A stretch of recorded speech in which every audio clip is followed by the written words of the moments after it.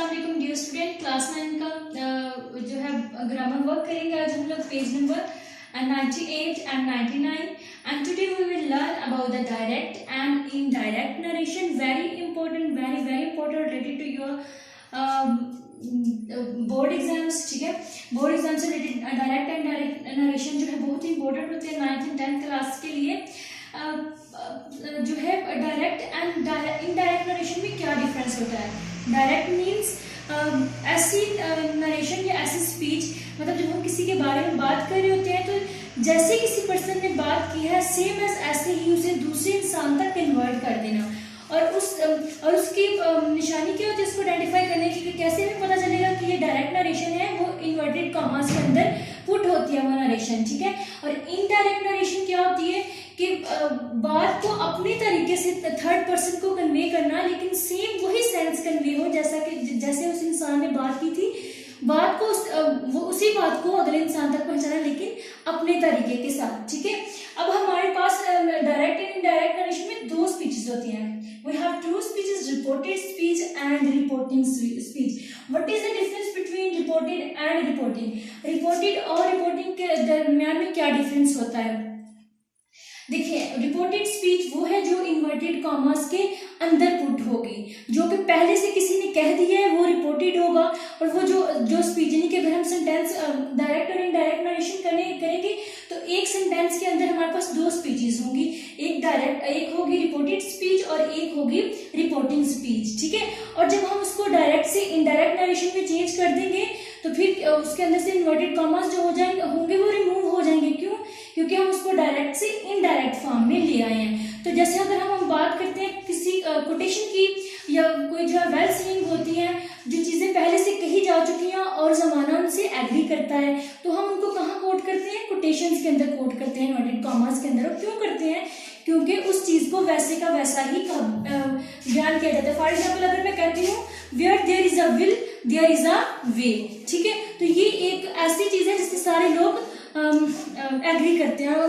दूसरी अगर हम कहते हैं God help those who help themselves, Allah ताला उनकी मदद करता है जो अपनी मदद आप करते हैं। ठीक है, तो ये दोनों चीजें हम देखते हैं, तो हम कोटेशन के अंदर इसलिए पुट करते हैं कि जैसे किसी ने कहा था वैसे का वैसा हम उसको आगे लोगों तक कन्वे कर रहे हैं और लोग इनसे एग्री भी करते हैं।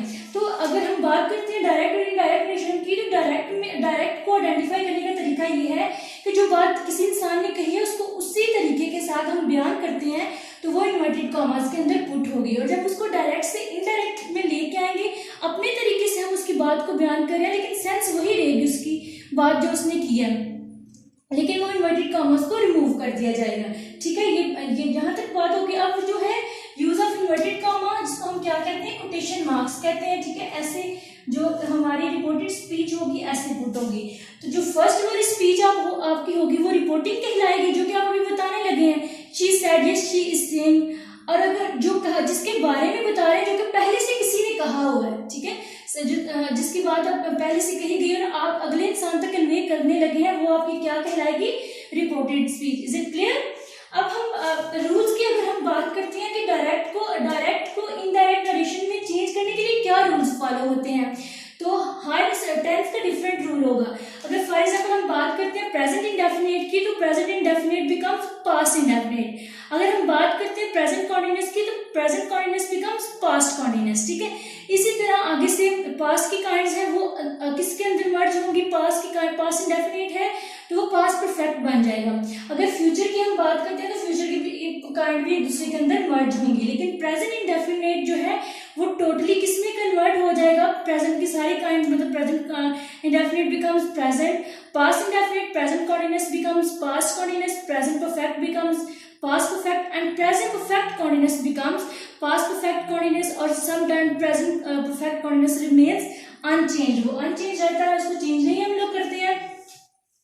और जो जनरल रूल है वो क्या है कि जब हम लोग चेंज कर रहे होंगे, डायरेक्ट से इनडायरेक्ट में लेके आएंगे, तो डेट का यूज हमने जरूर करना है। सिंपल जो हमारे सेंटेंसेस हैं, अभी मैं इंपेरेटिव की, इंट्रोगेटिव की या फिर एक्सक्लेमेटरी सेंटेंसेस की बात नहीं करी, I am only talking about the simple tenses. अगर हम सिंपल टेंसेस की बात करते हैं तो डेट का यूज सब में होगा। ठीक है, उसको हम जब डायरेक्ट से इनडायरेक्ट में लेके आएंगे, इन्वर्टेड कॉमास को हमने रिमूव किया, तो क्या यूज करेंगे हम लोग? डेट यूज करेंगे। लिखेंगे, ठीक है। अब इन्वर्टेड कॉमास को रिमूव कर, अब कब प्रेजेंट, अब नरेशन कब चेंज होगी डायरेक्ट से इनडायरेक्ट में, उसके हेल्पिंग वर्ब्स कब चेंज होंगे, जब आपकी रिपोर्टिंग स्पीच जो है वो उसका पास्ट में होना जरूरी है। अगर आपकी रिपोर्टिंग स्पीच जो कि फर्स्ट स्पीच है वो प्रेजेंट में आ जाती है, जैसे मैं कहूँ शी इज सेइंग या शी विल से, तो फिर आगे से आपकी जो रिपोर्टेड स्पीच है उसके वर्ब्स चेंज नहीं होंगे, यानी कि प्रेजेंट इंडेफिनिट पास्ट इंडेफिनिट फिर नहीं बनेगी। प्रेजेंट इंडेफिनिट को पास्ट इंडेफिनिट बनाने के लिए आपकी रिपोर्टिंग स्पीच जो है वो पास्ट में होना जरूरी है, ठीक है। फिर ओनली जो है उसके क्या यूज होंगे, उसमें जनरल रूल अप्लाई होगा, उसके वर्ब्स या हेल्पिंग वर्ब्स चेंज नहीं होंगे या फिर पर्सन्स चेंज होंगे। फॉर एग्जाम्पल हम किसी का नाम अगर हम बात करते हैं शी है, तो जब उसको हमको डायरेक्ट से इनडायरेक्ट नरेशन में लेके आएंगे तो वो क्या हो जाएगा।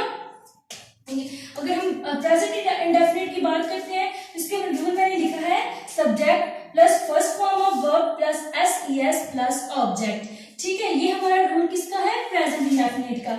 और जब हम डायरेक्ट से इनडायरेक्ट नरेशन में लेके आएंगे तो present indefinite becomes past indefinite. Past indefinite का रूल क्या होगा, subject plus second form of verb plus object, ठीक है। ये हमारा क्या होगा, जब वो प्रेजेंट इंडेफिनिट से पास्ट इंडेफिनिट में हमारी नरेशन जाएगी, डायरेक्ट से इनडायरेक्ट नरेशन में जाएगा तो present indefinite becomes past indefinite. ये हमारे रूल हैं। लेकिन अगर हम, तो उसके लिए क्या चीज मैंने आपको कहा है कि आपकी जो रिपोर्टिंग स्पीच है जो कि फर्स्ट स्पीच है वो पास्ट में होना जरूरी है। अब इसको जैसे मैंने लिखा है she said she works hard, आप इसमें देख सकते हैं कि रूल कौन सा लग रहा है, इसमें प्रेजेंट इंडेफिनिट के रूल्स अप्लाई हो रहे हैं। और जब मैंने इसको चेंज किया है, अब यहाँ कॉमास आए हुए हैं ना, जब इन्वर्टेड कॉमास को मैं रिमूव करूंगी तो उनको रिमूव करने के लिए मैंने लगाया that, she said that she, अब वर्क्स है तो हमारे पास सेकंड फॉर्म आ जाएगी वर्कड हार्ड। अब ये देखिए इनको चेंज कर दिया, अगर लेकिन यहाँ रिपोर्टिंग स्पीच में शी विल से आ जाता या आ जाता शी सेज। अब शी सेज आपकी कौन सी स्पीच है, रिपोर्टिंग स्पीच कौन सी है, प्रेजेंट इंडेफिनिट। और शी विल से आपकी कौन सी स्पीच है, रिपोर्टिंग स्पीच में कौन सा टेंस यूज हुआ है, ये फ्यूचर इंडेफिनिट यूज हुआ है। तो इन दोनों सूरतों में सिर्फ पर्सन चेंज होंगे, इन्वर्टेड कॉमास को रिमूव करके डैट लगाएंगे, फिर उसके वर्ब्स चेंज नहीं होंगे, ठीक है। ये आपके ये जो डायरेक्ट से इनडायरेक्ट को चेंज करने का मेथड है, आपने ये चीज माइंड में रखनी है कि जनरल रूल इसका यही है कि आप जब चेंज कर रहे हो तो आपको पता हो कि रिपोर्टिंग स्पीच कौन सी है, रिपोर्टिंग कौन सी है। और जब मैं चेंज कर रहा हूँ तो रिपोर्टिंग स्पीच पास्ट में होना जरूरी है। अगर आपकी रिपोर्टिंग स्पीच पास्ट में नहीं है, प्रेजेंट या उसमें है, फ्यूचर में है, तो फिर आपकी रिपोर्टेड स्पीच जो है उसके सिर्फ पर्सन चेंज होंगे, ठीक है। अगर फॉर एग्जाम्पल मैं लिखती हूँ शी सेड टू मी,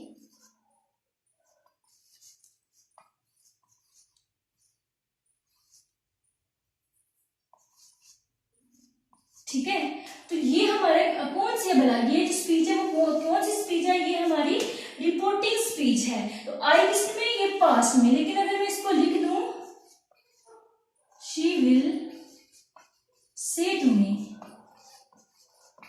तो ये मेरी कौन सी स्पीच बन जाएगी, है मेरी स्पीच, ये रिपोर्टिंग ही है, लेकिन ये किस में आ गई है, ये फ्यूचर में आ गया। और जब इसका टेंस में चेंज करूंगी तो फिर टोटली इस पे इफेक्ट करेगा। जब फ्यूचर में होगी तो टेंस के सिर्फ पर्सन चेंज हो गए, उसके वर्ब्स चेंज नहीं होंगे। लेकिन जब पास्ट में होती है तो फिर उसके फिर वर्ब्स भी चेंज होंगे, वो अकॉर्डिंग टू टेंस होंगे, क्योंकि प्रेजेंट में है तो पास्ट में हो जाएगी। अगर पास्ट परफेक्ट है तो पास्ट परफेक्ट रिमेन्स अनचेंज रहता है, ठीक है। ये इसके रूल्स हैं। आपने इसके एटलीस्ट प्रेजेंट, अभी मैं सिर्फ only I am talking about the present indefinite tense, इसके आपने 10 सेंटेंसेस, एटलीस्ट 10 सेंटेंसेस को लिख के स्पीच पहले आपने डायरेक्ट लिखनी है, फिर डायरेक्ट नरेशन को आपने इनडायरेक्ट नरेशन में चेंज करना है जनरल रूल को अप्लाई करते हुए, ठीक है। ये एटलीस्ट 10 सेंटेंसेस आप लोगों ने लिखने हैं। दूसरा जो आप लोगों ने काम करना है, पेज नंबर 98 पे दिया हुआ है, rearrange these sentences in correct sequence, ठीक है। ये सेंटेंसेस दिए हुए हैं लेकिन रॉन्ग सीक्वेंस के साथ, यानी कि आप ये सेंटेंसेस कहाँ से लिए गए हैं, आपकी स्टोरी से लिए गए हैं, लेकिन उनको आगे पीछे करके लिखा गया हुआ है। आपने स्टोरी पढ़ी हुई है, हमने सारी स्टोरी हीरा के बारे में और नर्स के बारे में पढ़ी है, ऑल इज नॉट लॉस्ट, उसको बार बार हम डिस्कस कर चुके हैं, उसका थीम हम इवन डिस्कस कर चुके हैं। इसको आपने रीअरेंज करके लिखना है। और दूसरी चीज, ये कॉलम मैच करने के लिए थे, इसको आपने रीअरेंज करके लिखना है पैराग्राफ की फॉर्म में अच्छे तरीके से। दूसरा ये कॉलम है, इनको आप लोगों ने मैच करना है। ये दो काम आप लोगों ने करने, कॉलम मैच करने और साथ में सेंटेंसेस। और जो ये डायरेक्ट और इनडायरेक्ट नरेशन के इसके एटलीस्ट आपने 10 सेंटेंसेस प्रैक्टिस के लिए लिखने हैं। ये जो कॉलम है इनके मीनिंग में आपको बता देती हूँ। Beside stand for at the side of, beside का क्या मीनिंग निकलता है, एट द साइड ऑफ। अगर अरोनिक है तो अरोनिक होता है तंजिया conveying opposite sense. Made up, made up mean decided, जो फैसला हो चुका होता है। जस्टिफाई माई स्टैंड, खुद को साबित करना। प्रूव माई सेल्फ राइट, ठीक है। ये कॉलम मैच की सीक्वेंस इनको रीअरेंज करके लिखे हैं। दूसरा 10 सेंटेंसेस, मेन इंपॉर्टेंट वर्क ये आप लोगों का, इसको आप लोगों ने नोट डाउन करना है नीडो रजिस्टर पे, और 10 सेंटेंसेस आपने इसके मस्ट लिखने हैं। ओके, अल्लाह हाफिज।